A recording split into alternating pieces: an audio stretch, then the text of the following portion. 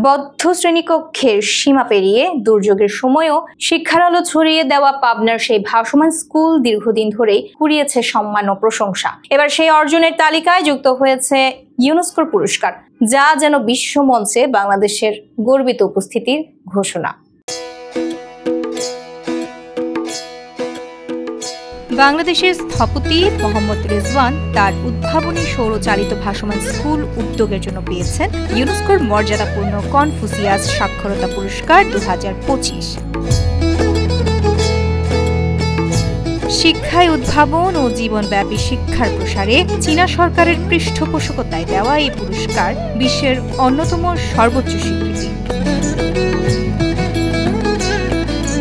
সম্প্রতি তার পরিচালিত সিধুলাই স্বনির্ভর সংস্থা এক প্রেস বিজ্ঞপ্তিতে এ তথ্য জানায়। বিজ্ঞপ্তিতে বলা হয়, বিশ্বজুড়ে শত শত মনোনয়নের মধ্যে ইউনেস্কো 3টি উদ্যোগকে বিজয়ী হিসেবে নির্বাচন করেছে।